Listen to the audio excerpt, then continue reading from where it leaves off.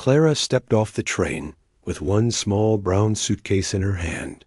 Her dress was clean but faded, and her shoes were scuffed from many years of walking. The sun was hot over the small western town, and the wind blew dust across the empty platform. The train behind her hissed and slowly pulled away. She stood still. Heart-pounding. She looked around. No one came to meet her. No man stood there with a smile, no children waved, and no cart waited to take her home. Clara held the letter tighter in her hand. It was from a man named Thomas Whitlow. He had written to her 4 weeks ago. "I am a farmer," the letter said. "My wife passed. I have 7 children. I need help. I need a woman with kindness in her heart. If you are willing, I offer you a home, respect, and a family." Clara had read those words again and again. She had no family left. Her parents were gone. Her sister had moved far away, and she had no job after the sewing shop closed. She was tired of waiting for life to happen. So she wrote back, "Yes, I will come." She had dreamed of a man with kind eyes waiting on the porch, a simple house with flowers in the yard. She had hoped for a fresh start, a second chance. Now she walked down the dirt road alone. Her steps were slow. Her heart was full of questions. After half an hour of walking, she saw a house. It was old, made of wood, and stood at the edge of town. The porch steps were broken. The windows were dusty. There were no flowers, no sound, no sign of life. Still, Clara smiled. She fixed her hair with one hand, held her bag with the other, and climbed the porch steps. She knocked once. Then again. No answer. She knocked harder, then waited. Her stomach turned. Maybe she was at the wrong place. Then the door opened. Slowly. Silently. And there they were 7 children, standing in a row, staring at her. The oldest boy looked about 12. He had sharp cheekbones and dirt on his face. His shirt had holes, and his eyes looked too old for someone so young. Behind him stood 6 more tired, hungry, afraid. No man in sight. Clara took a step back. I'm looking for Thomas Whitlow," she said softly. The boy looked down. "He's gone." "Gone where?" "He said he was going to sell the cow and bring back money. That was 3 weeks ago." 3 weeks. Clara whispered. "He never came back," the boy said. "We waited. Then we stopped waiting." The youngest child, a girl around 4, was holding a broken toy horse. Her dress was torn. She peeked out from behind her brother, then quickly hid again. Clara looked at them all. Their eyes were hollow. Their faces were pale. No one smiled. No one spoke. Her heart sank. This was not what she had expected. This was not what she came for. Where was the man who wrote the letter? Why had he lied? Why had he brought her here? But when she looked again into the children's eyes, something pulled her in. They weren't angry. They weren't mean. They were just scared. Lost. Alone. Clara stepped inside the house. The air was heavy and still. It smelled like old food and wet clothes. Dust covered the table. The sink was full of unwashed dishes. There was no fire in the fireplace, just cold ashes. There were no shoes by the door, no coat on a hanger, no sign of an adult. Just quiet, sadness, and children who had been surviving on their own. "How long have you been here without him?" Clara asked. 22 days, the boy answered. "We counted." She walked to the kitchen. The cupboard was nearly empty, just a jar of pickles, a bag of salt, and an old piece of bread. The refrigerator buzzed, but it held only a bottle of milk that had turned bad. Clara turned to face the children again. "What have you been eating?" "Sometimes Miss Betty from town brings a pie," one girl said softly. "But not for a while now." Clara's legs felt weak. She wanted to sit, to cry, to run away. but she didn single quotes T dot instead. She took a deep breath and placed her suitcase by the door. I don't know what's going on, she said. But you children can't live like this. They watched her. Not one word, Dot, so she went back to the kitchen. She took the old bread and cut it into small pieces. She boiled water and made a thin soup from salt and pickles. It tasted bad, but it was warm. She gave each child a bowl and waited until they finished. No one complained. They ate in silence, sitting on the floor like it was normal. That night, Clara stayed. She tucked the youngest into a couch with her own shawl. She cleaned a little of the kitchen and fixed a broken window to stop the wind. She didn't sleep. She just sat in a chair and watched them all. She had never been a mother. She had no plan. But something in her heart whispered, maybe this is why you came. In the quiet dark, the smallest girl got up and walked to her. She held Clara's hand without saying a word, and in that moment, Clara knew she could not leave. Morning came slow and quiet. A soft light touched the wooden floor. Clara hadn't slept. Her back ached from sitting in the hard chair all night, but she didn't move. Her eyes stayed on the 7 children sleeping around her like little birds. Huddled in a nest, one by one, they began to wake. The smallest girl, still wrapped in Clara's shawl, blinked at the light and rubbed her eyes. She looked at Clara and gave a tiny smile, just a small lift of her lips. But it was the first sign of warmth Clara had seen since arriving. Good morning, Clara whispered. The child nodded and didn't let go of Clara's hand. The others woke up slowly. They stretched, yawned, looked around as if expecting something bad to happen. But instead, they saw Clara standing at the stove again, trying to warm water in an old pot. There was no tea, no oatmeal, only water and a piece of hard bread. Still, Clara broke the bread into tiny pieces and passed it out to each child. No one asked questions. They just ate. Clara sat down beside the oldest boy after breakfast. What's your name? She asked gently. Eli, he said. And your brothers and sisters? He pointed them out one by one. That's Ruth, Sam, Lila, Peter, Josie, and the baby is Rose. Clara nodded, trying to remember each name. She looked at Eli. Do you know if your father is coming back? Eli looked away. No, I don't think he is. He said he'd be gone for 2 days, but then he just didn't come back. Clara wanted to ask more, but his face closed up like a door shutting tight. She knew there was pain there, and maybe shame too. The children had been trying to take care of themselves for weeks.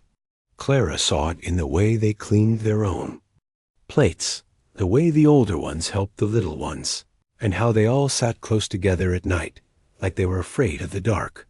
This house wasn't just lonely. It was forgotten. Clara didn't know what to do. She had no money. She didn't know anyone in town. And she wasn't even sure if she wanted to stay. But she couldn't leave either. Something had changed inside her. That afternoon, Clara walked into town. She wore her best shawl, the one her mother gave her. She stopped at the small store and asked to speak with the owner. I'm Clara Whitlow, she said. I was supposed to marry Thomas, but he's gone. The children are alone. I need help. The man behind the counter was quiet for a moment. Then he nodded. I heard he left. Some say he ran off. Others say he got in trouble with money. Either way, he's not coming back. Clara felt a lump in her throat. I need food, and soap, and medicine if you have any. But I have nothing to pay with. The man looked at her closely. Then he saw the gold ring on her finger. That yours? Clara looked at it. Her mother's wedding ring. She took it off slowly and placed it on the counter. It's all I have. He gave her a small bag with bread, rice, dried beans, soap, and cough syrup. This'll last a few days. Come back if you need more. I'll try to help." Clara thanked him and walked back to the house, the bag heavy in her arms. When she returned, the children ran to her. They didn't speak, but their eyes said everything. She made rice that night with salt and herbs she found drying near the back window. The children sat in a circle around her. She told them a story about a girl who found 7 lost puppies and raised them into brave dogs who guarded her home. They laughed a little. Not much, but enough. That night, she cleaned each child's hands with warm water and soap. She brushed knots from their hair and checked their feet for cuts. Little Rose had a cough, so Clara gave her the syrup and held her in her arms until she fell asleep. She worked long into the night washing clothes in the sink, fixing the curtains, sweeping dust from the corners. The house was old, but it felt different now. Not because it was cleaner, but because there was love in the air. Clara finally sat down in the kitchen. Her fingers were sore, her back stiff. She had eaten nothing but a spoon of rice, yet her heart felt full, more full than it had in years. Suddenly, a quiet voice came from the doorway. "Are you going to leave too?" It was Ruth, the middle girl, about 8 years old. Her eyes were big and full of fear. Clara walked over and knelt in front of her. "No, honey, I'm not going anywhere." Ruth didn't say anything, but she wrapped her arms around Clara's neck and held tight. Later, as the moon rose and the house grew quiet, Clara looked out the window at the dark fields. She came here, expecting love from a man. Instead, she had found love in 7 broken hearts, and maybe that was the kind of love that mattered more.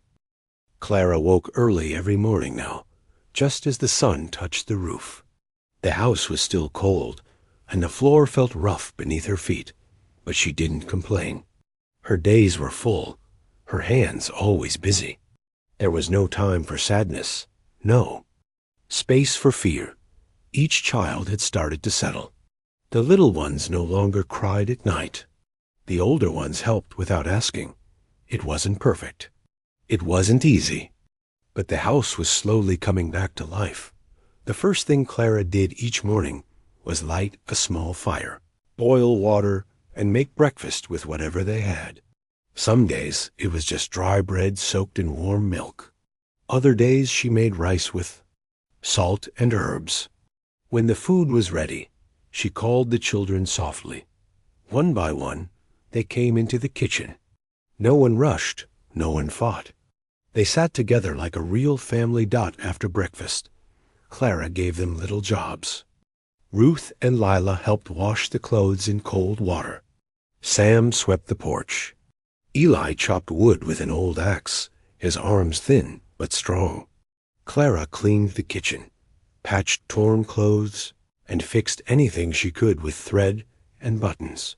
One day, the roof began to leak badly when it rained. Water dripped onto the floor. Clara climbed up the ladder by herself, in the wind and cold, and patched it using an old tarp and nails she found in the shed. Her hands bled, her dress tore, but she did not stop. The children watched her from the window with wide eyes. She was not their real mother. But in their hearts, something had changed. They had started calling her Mama. The first time was soft, just a whisper from Josie, who was only 5. Clara had been brushing her hair, gently undoing the knots, when the little girl leaned her head against Clara's arm and whispered, "Thank you, Mama." Clara froze. Her eyes burned with sudden tears. She didn't answer right away, but she kissed Josie's head and smiled. After that, it happened slowly. One child, then another. "Mama, can I help you?" "Mama, Rose is crying." "Mama, I made you this."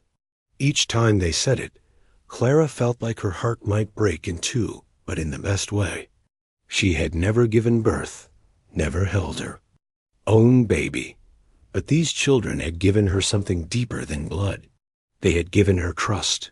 Even when the days were hard, and many days were very hard, Clara didn't complain. There were times when there was barely enough food for everyone. She gave the children full bowls and ate the scraps left behind. Some nights her stomach growled as she rocked little Rose to sleep, but she never let them know. One evening, after a long day, Eli came into the kitchen. He stood awkwardly for a moment, then handed Clara a wooden spoon. It was small and rough, clearly carved by hand. "I made this for you," he said quietly. Clara held it like it was gold.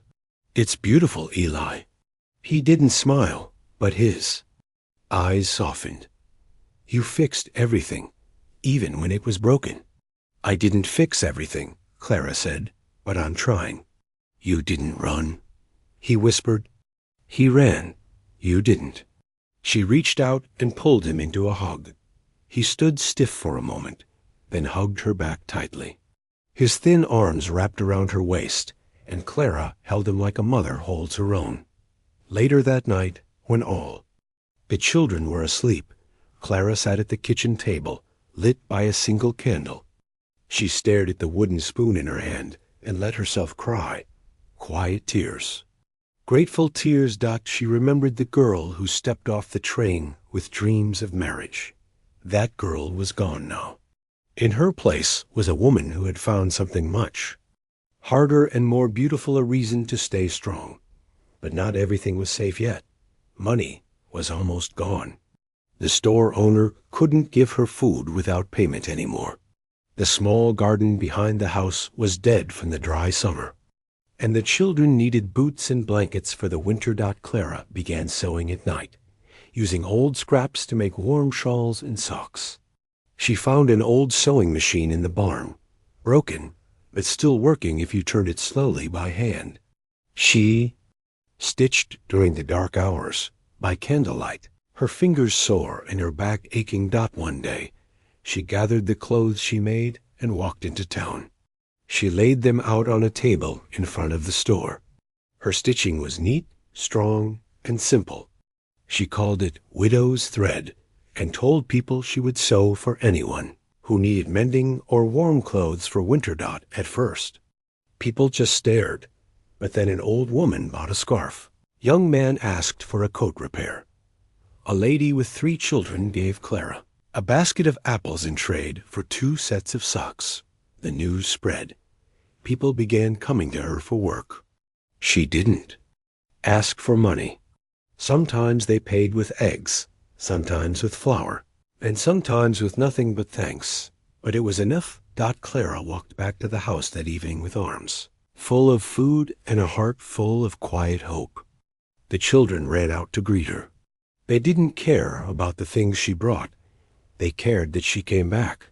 That night, they ate warm stew made with potatoes, beans, and fresh herbs from someone's garden. They laughed. They talked. They were no longer just surviving. They were becoming a family. And Clara once, a woman with nowhere to go, had found the one place she was meant to be. Winter came early that year. The wind turned sharp, and snow dusted the edges of the town by November. The ground froze hard, and the sky stayed gray most days. Clara wrapped the children in the scarves and mittens she had stitched herself. Their coats were old, but she had patched every tear. They looked worn, but warm. The little house groaned in the cold, but it stood strong. The firewood was stacked high on the porch, thanks to Eli and Sam, who worked every morning with red fingers and frozen noses. Clara gave them each a warm cup of tea when they came in and sat them near the fire to dry their boots. Every corner of the house now felt alive. The walls no longer echoed with silence. There was laughter, footsteps, tiny arguments, songs before bedtime, and the sound of soup bubbling on the stove. Clara had filled every empty space with care, but things were still hard. Food was never plenty. Some days, Clara skipped meals just to make sure the children had enough. She never told them. She smiled through the hunger. She sewed all night just to trade enough socks for flour or butter. Still, the children never complained. Not once. They hugged her tightly, thanked her, and helped with every task. They stood taller now. They had learned how to smile again. Not because life was easy, but because someone finally stayed. One evening, snow began to fall gently over the roof.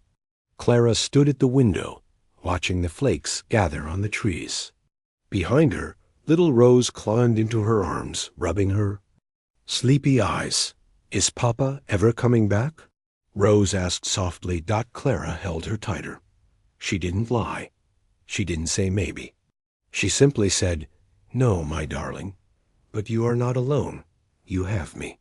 And I am not going anywhere." Rose nodded and laid her head on Clara's shoulder.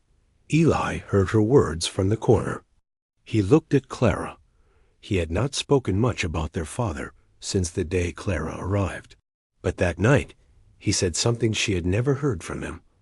"You're our real mama," he said. Clara turned her face away, trying not to cry. He saw the tears anyway. One cold morning, something happened that Clara never expected. A man rode into town on a horse and stopped outside the store. His coat was fine. His boots were new. People said he was rich and came from the city. His name was Mr. Holcomb, and he was buying land nearby to build something big, a mill, maybe a railroad yard. He saw Clara's table of hand-stitched clothes. He picked up a pair of baby mittens and said, "These are well made. You did this?" "Yes," Clara answered. He smiled. "How would you like to work for me?"